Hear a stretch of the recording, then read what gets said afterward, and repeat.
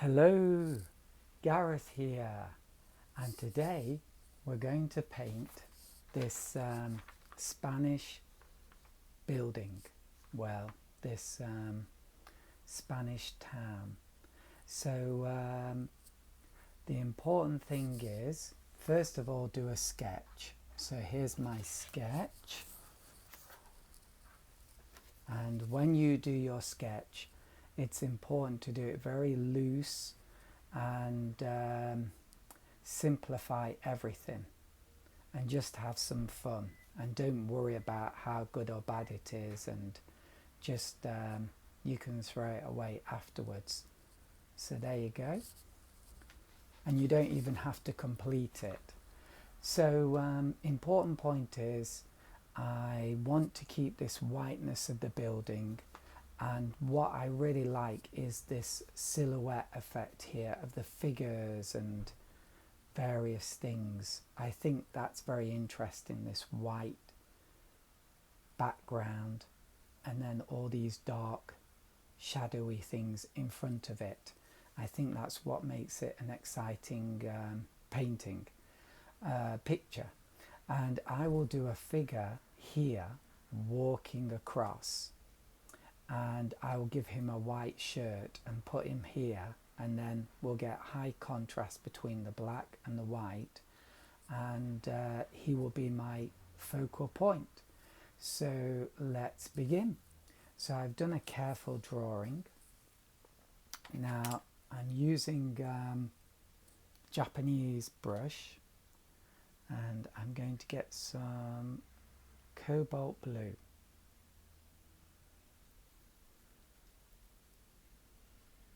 And I'm going to do the sky first.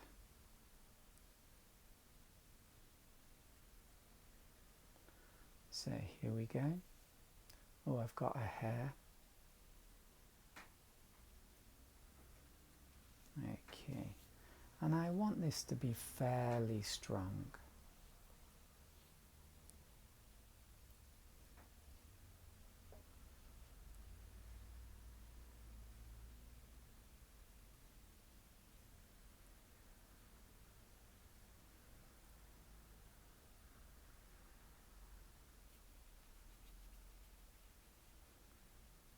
So you don't have to use a Japanese brush.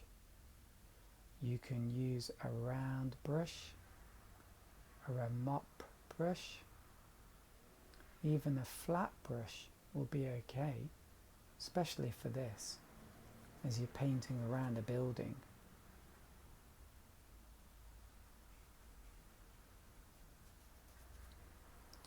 Okay, we're getting there.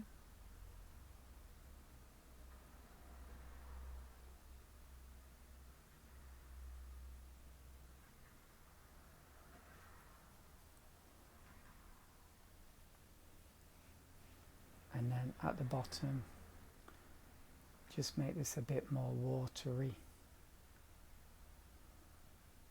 because the sky gets lighter as it gets lower.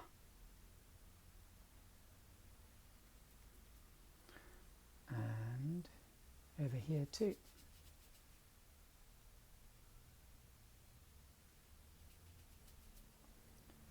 And I just want to use pure water now and just do this.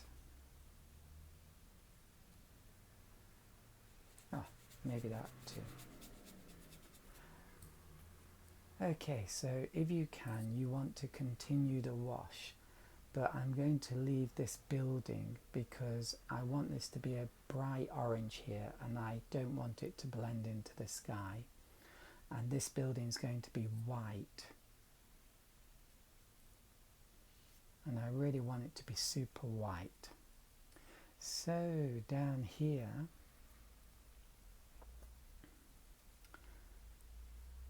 this ground floor is a brownish colour.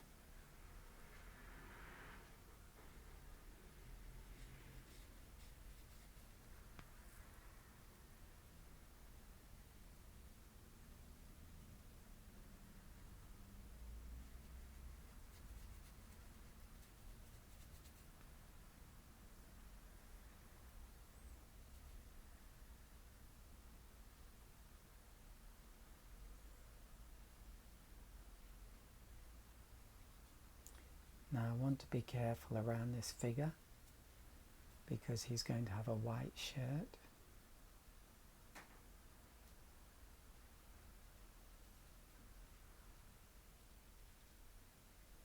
Okay, there we go. And then do the ground.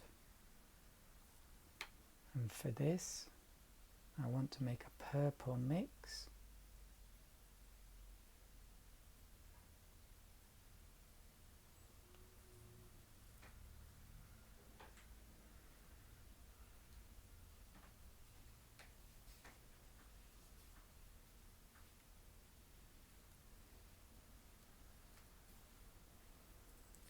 And make it stronger.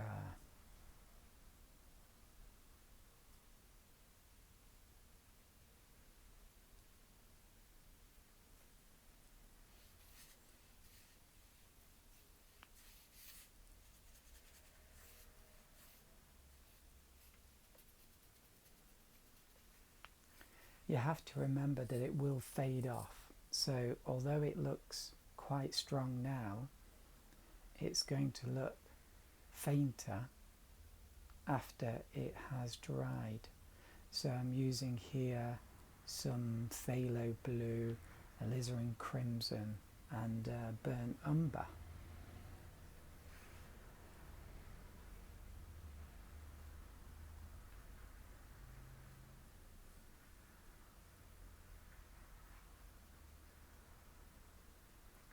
And maybe let's muck it up a little because I'm being way too careful.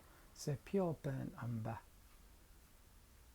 And I should actually do that here where the road is because it's tarmac and it's a slightly darker colour than the path. In watercolour you feel like you can't make mistakes, and although that's sort of true, in another sense, if you don't make mistakes, you're not going to develop.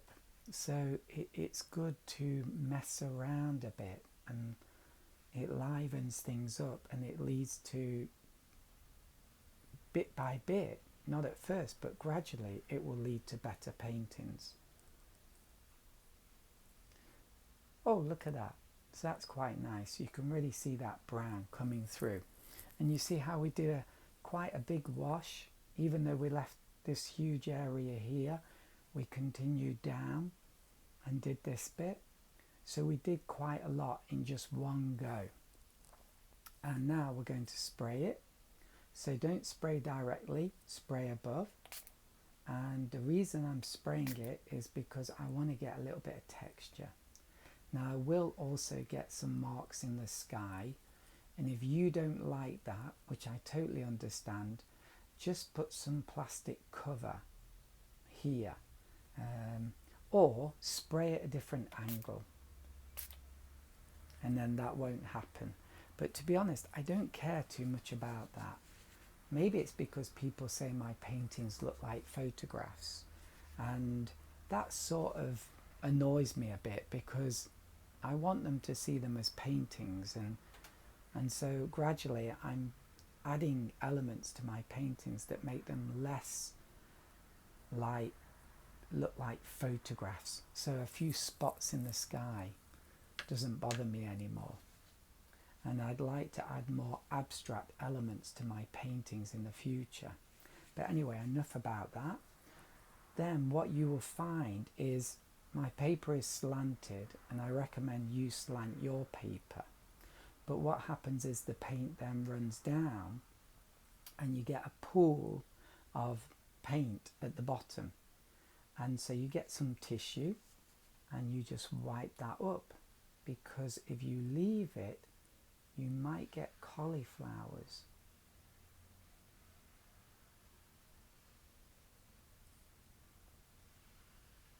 Which you probably don't want. Here we go. You might have to do it again because the paint will continue to run down even though you can't see it so clearly, and it might cover this again and then begin to pool up, especially if you spray it again, which I'm going to do. Oh, that's quite nice.